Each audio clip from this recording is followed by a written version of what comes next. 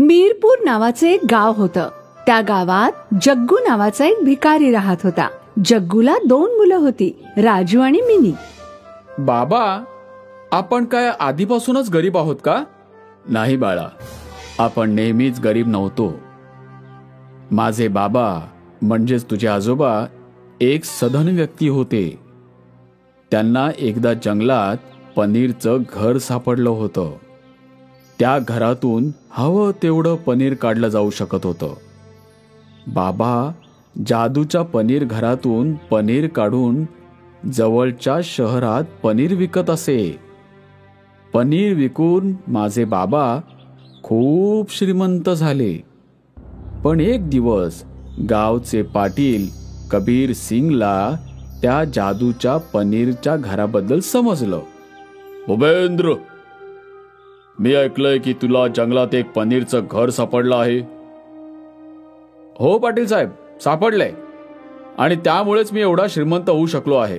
आता पैशांच्या बाबतीत काही दिवसातच मी तुला सुद्धा मागे टाकेन. पूर्ण राज्यात जेवढ्या डेऱ्या आहेत ना, त्या सगळ्यांना मीच पनीर सप्लाय करतो.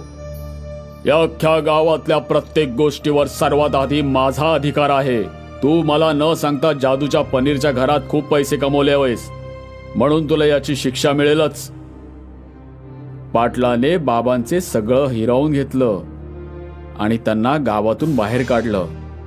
पण बाबा गावच्या आजूबाजूला रेंगाळत राहिले आणि जेव्हा कोणी त्यांना काम दिलं नाही तेव्हा भीक मागून घर चालवत राहिले.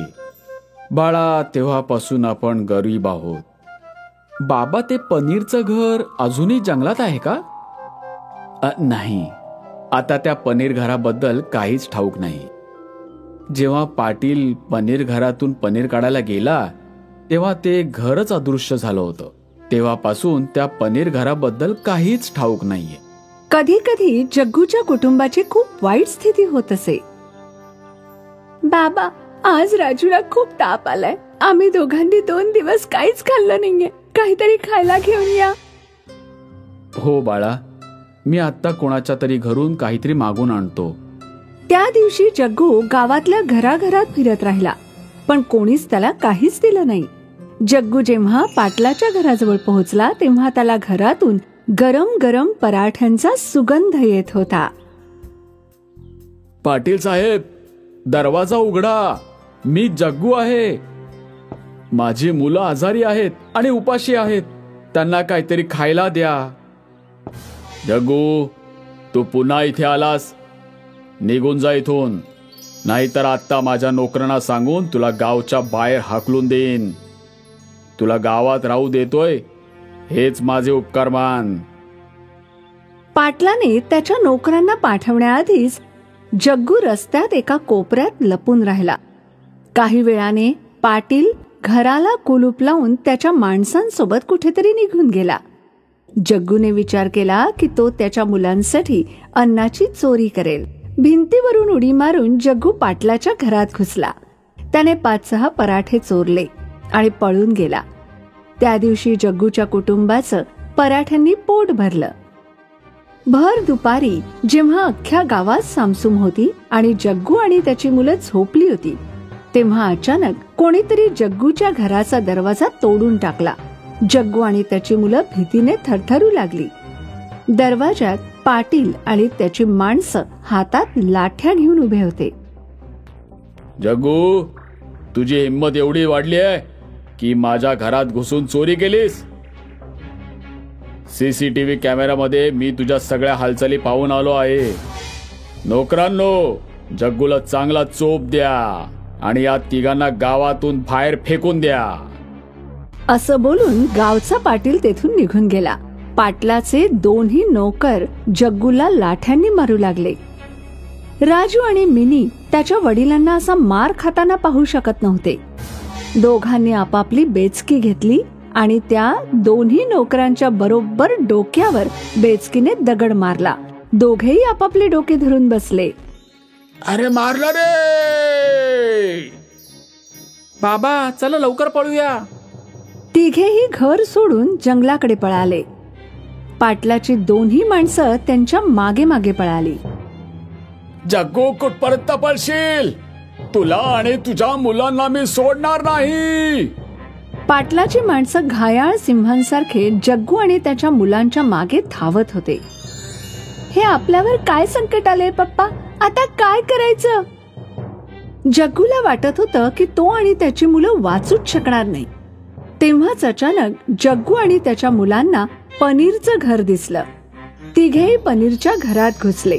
पनीरच्या घरापर्यंत पाटलाची माणसं पोहोचण्याआधीच पनीरचं घर अदृश्य झालं. पनीरच्या घरात तुमचं सगळ्यांचं स्वागत आहे. या जादूच्या घरात तुम्ही हवं तेवढं पनीर काढू शकता. काय ते तुम्हीच जुनं पनीरचं घर आहात का, जे माझ्या बाबांना सापडलं होतं? हो, मी तेच आहे. मी तुमच्या बाबांना सांगितलं होतं की माझ्यामुळे कमावलेल्या संपत्तीचा दिखावा करू नकोस. जर माझ्याबद्दल कोणाला काही कळलं तर मी अदृश्य होईन. पण तुझ्या बाबांनी ऐकलं नाही आणि शेवटी पाटलाला माझ्याबद्दल सगळं कळलं आणि मग मला अदृश्य व्हावं लागलं. तू ही चूक करू नकोस जी तुझ्या बाबांनी केली होती. नाही, मी चूक कधीच करणार नाही आणि तुमच्याबद्दल कोणालाच सांगणार नाही. पण मी न सांगताच कोणाला तुमच्याबद्दल कळलं तर काय होईल मग? तू त्याची काळजी करू नकोस, मी सगळं सांभाळून घेईन. सर्वात आधी जग्गू आणि त्याच्या मुलांनी पोट भरून पनीर खाल्लं. पनीर तर खूप चविष्ट आहे बाबा. असं वाटतंय जणू व्हॅनिला फ्लेवर आईस्क्रीम दुधात टाकून खात आहोत आपण. मुलांनो, आपण उद्यापासून पनीर विकायला जाऊया. पण आपण प्रमाणाबाहेर कमवायचं नाही. आपण तेवढंच विकू जेवढ्याची आपल्याला गरज असेल. तिकडे गावाचा पाटील रागाने वेडा होत होता. तुम्ही दोघांनी माझं नाव धुळीला मिळवलं. आता दोघही आपलं डोकं जखमी करून आला आहात आणि म्हणालात की ते तिघे अचानक जंगलात अदृश्य झाले. आता मला रंगा आणि मुन्नाला पाठवावंच लागेल. पाटलाने त्याच्या माणसांना जंगलाच्या बाहेर पहारा ठेवायला सांगितलं. पाटलाच्या माणसांनी पाहिलं की जग्गू, राजू आणि मिनी रोज पनीर घेऊन बाजारात विकायला जातात. त्यांनी ही गोष्ट जाऊन पाटलाला सांगितली. मागल्या वेळी ते पनीर घर कुणास ठाऊक कुठे अदृश्य झालं होतं. या वेळेला मला कोणत्याही परिस्थितीत पाहिजे म्हणजे पाहिजे. दुसऱ्या दिवशी जसं जग्गूचं कुटुंब जंगलातून बाहेर पडलं, पाटलाने त्यांना पकडलं आणि तिघांचे हात बांधून टाकले. आता तुम्ही मुकाटाने मला त्या पनीरच्या घराजवळ घेऊन जायचंय, नाहीतर मी तुमचे असे हाल करेन की तुम्ही स्वतःलाच ओळखू शकणार नाहीत. जग्गू, राजू आणि मिनी पाटलाला अनेक तास फिरवत राहिले, पण पनीरच्या घराजवळ घेऊन गेले नाहीत. जग्गू, खूप वेळ झाला. मला वाटतंय तू मला मूर्ख बनवतायस. नोकरांनो, याच्या मुलांना खोल तलावात फेकून द्या. नाही, नको नको, असं काही करू नका. मी घेऊन जातो.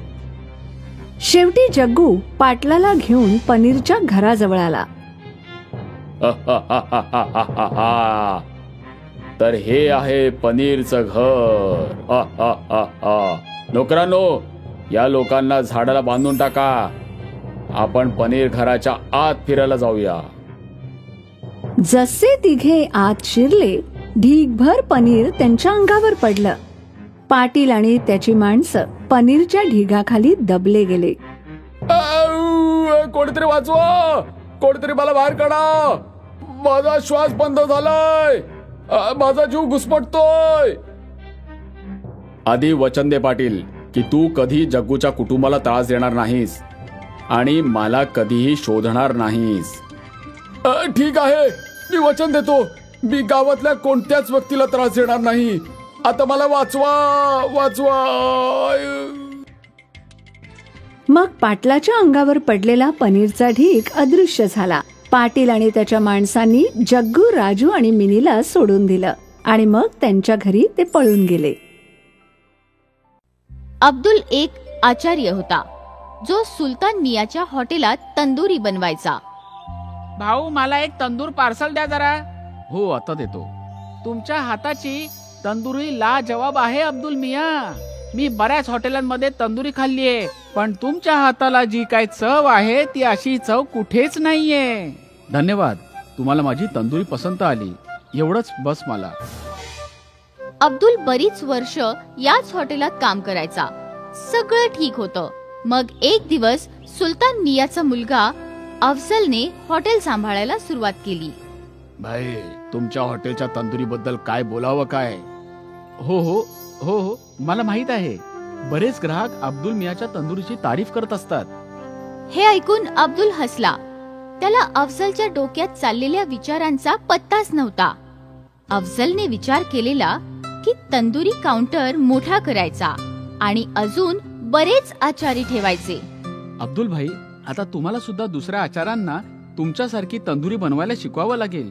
त्यांचं काय, मी तंदुरी काउंटर मोठा करणार आहे, म्हणजे जास्तीत जास्त ऑर्डर घेऊ शकू म्हणून. जी नक्की, मी सगळ्या आचार्यांना शिकवीन. हे ऐकून अफजल खुश होता. काही दिवसांनी तंदुरी काउंटर मोठा झाला. अजून 2 आचारी काउंटरवर आले, अल्ताफ आणि अरबाज.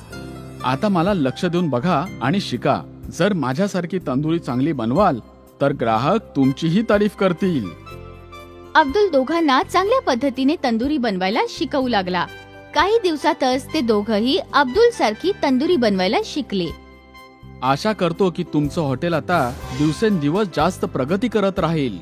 तुमची दुआ मानली जाऊ अब्दुल मिया. अब्दुलने चांगल्या मनाने त्या 2 आचार्यांना तंदुरी बनवायला शिकवलं. पण अफजल खूप बेरकी होता. त्याच्या डोक्यात फक्त पैसे कमवायचं भूत सवार होतं.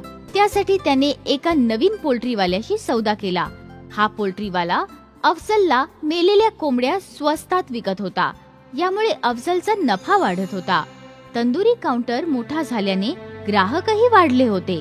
सगळं ठीक ठाक चाललेलं.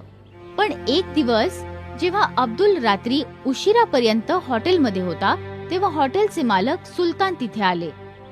बेटा अफजल, कसं चाललंय हॉटेल? छान अब्बा.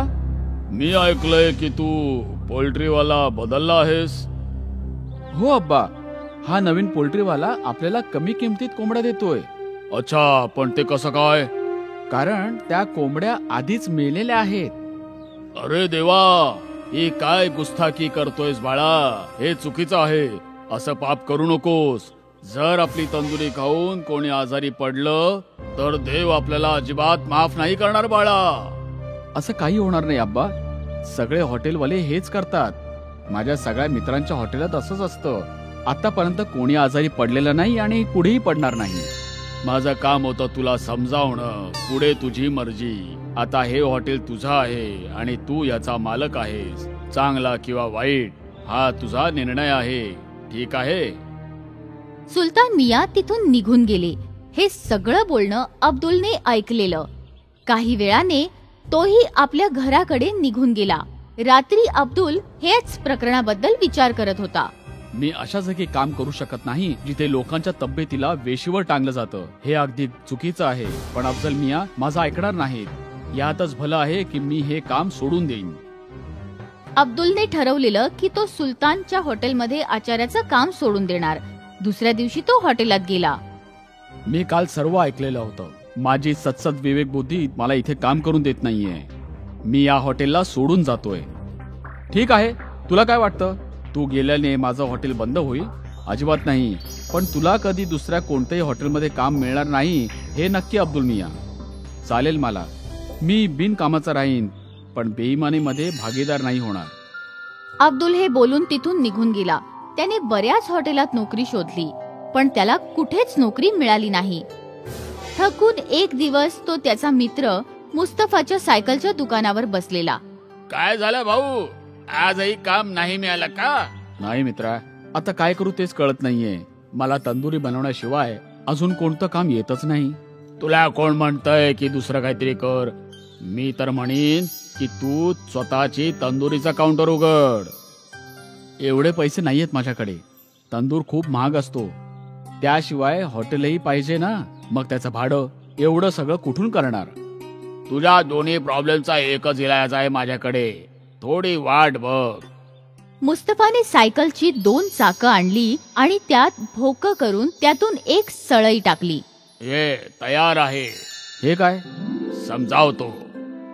मुस्तफाकडे एक हातगाडी होती. मुस्तफाने हातगाडीच्या वर पत्रा ठोकला आणि मग हा तंदूर त्या हातगाडीवर ठेवला. आता याच्या खाली जळणारे कोळसे ठेव आणि याला फिरवून फिरवून तंदुरी बनव.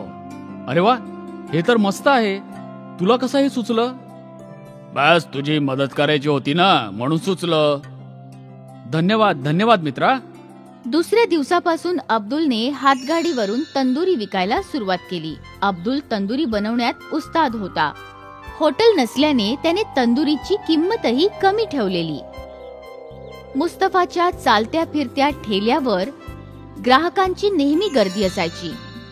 तेव्हा सुलतान हॉटेलवर फूड ऑफिसरचा छापा पडला आणि मेलेल्या कोंबड्या विकण्यासाठी हॉटेल सील करण्यात आलं आणि अफजलला तुरुंगात बंद करण्यात आलं. बहुतेक हाच निसर्गाचा नियम आहे. चांगल्याशी चांगलं घडतं आणि वाईटाशी वाईट घडतं. म्हणून म्हणतात, भलं करेल त्याचं भलं होईल. अब्दुल एक आचार्य होता जो सुलतान मियाच्या हॉटेलात तंदुरी बनवायचा. भाऊ, मला एक तंदूर पार्सल द्या जरा. हो, आता देतो. तुमच्या हाताची तंदुरी लाजवाब आहे अब्दुल मिया. मी बऱ्याच हॉटेलांमध्ये तंदुरी खाल्लीये, पण तुमच्या हाताला जी काय चव आहे ती अशी चव कुठेच नाहीये. धन्यवाद. तुम्हाला माझी तंदुरी पसंत आली, एवढंच बस मला. अब्दुल बरीच वर्ष याच हॉटेलात काम करायचा. सगळं ठीक होतं. मग एक दिवस सुलतान मियाचा मुलगा अफजलने हॉटेल सांभाळायला सुरुवात केली. भाई, तुमच्या हॉटेलच्या तंदुरी बद्दल काय बोलावं काय? हो हो हो हो, मला माहित आहे. बरेच ग्राहक अब्दुल मियाच्या तंदुरीची तारीफ करत असतात. हे ऐकून अब्दुल हसला. त्याला अफजलच्या डोक्यात चाललेल्या विचारांचा पत्ताच नव्हता. अफजलने विचार केलेला की तंदुरी काउंटर मोठा करायचा आणि अजून बरेच आचारी ठेवायचे. अब्दुल भाई, आता तुम्हाला सुद्धा दुसऱ्या आचारांना तुमच्यासारखी तंदुरी बनवायला शिकवावं लागेल. त्यांचं काय, मी तंदुरी काउंटर मोठा करणार आहे, म्हणजे जास्तीत जास्त ऑर्डर घेऊ शकू म्हणून. जी नक्की, मी सगळ्या आचार्यांना शिकवीन. हे ऐकून अफजल खुश होता. काही दिवसांनी तंदुरी काउंटर मोठा झाला. अजून 2 आचारी काउंटरवर आले, अल्ताफ आणि अरबाज. आता मला लक्ष देऊन बघा आणि शिका. जर माझ्यासारखी तंदुरी चांगली बनवाल तर ग्राहक तुमचीही तारीफ करतील. अब्दुल दोघांना चांगल्या पद्धतीने तंदुरी बनवायला शिकवू लागला. काही दिवसातच ते दोघंही अब्दुल सारखी तंदुरी बनवायला शिकले. आशा करतो की तुमचं हॉटेल आता दिवसेंदिवस जास्त प्रगती करत राहील. तुमची दुआ मानली जाऊ अब्दुल मिया. अब्दुलने चांगल्या मनाने त्या 2 आचार्यांना तंदुरी बनवायला शिकवलं. पण अफजल खूप बेरकी होता. त्याच्या डोक्यात फक्त पैसे कमवायचं भूत सवार होतं. त्यासाठी त्याने एका नवीन पोल्ट्रीवाल्याशी सौदा केला. हा पोल्ट्रीवाला अफजलला मेलेल्या कोंबड्या स्वस्तात विकत होता. यामुळे अफजलचा नफा वाढत होता.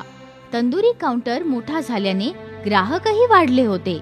सगळं ठीक ठाक चाललेलं. पण एक दिवस जेव्हा अब्दुल रात्री उशिरापर्यंत हॉटेलमध्ये होता, तेव्हा हॉटेलचे मालक सुलतान तिथे आले. बेटा अफजल, कसं चाललंय हॉटेल? छान अब्बा. मी ऐकलंय की तू पोल्ट्रीवाला बदलला आहेस.